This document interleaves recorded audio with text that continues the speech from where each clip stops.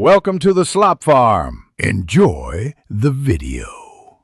You start by making sure the Ps5 is updated and the Mixamp is charged. This avoids firmware conflicts. Once done, set the Mixamp's main dial to neutral to prevent loud bursts. Make sure you connect the Mixamp to the Ps5 front USB-C port for power. If you have an older Mixamp model, attach the optical adapter now.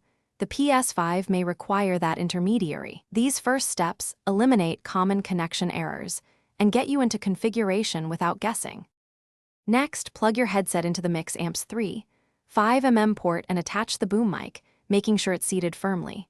Then go to Ps5 settings, sound, audio output, and select the USB Mixamp as the primary output device.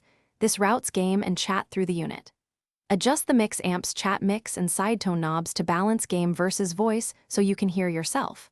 Make sure Ps5 voice chat input sees your microphone, and test with a party to verify levels.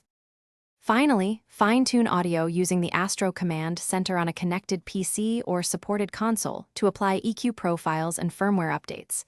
This shapes your sound. Once done, test latency and the mute function in a live session, and tweak microphone gain so voices are clear without clipping. If you encounter no audio or mic detection, cycle the USB port, reboot the Ps5, receipt cables, and reinstall Astro firmware. These steps resolve most connectivity problems quickly and restore full functionality. Thanks for watching. Consider subscribing if we helped you today.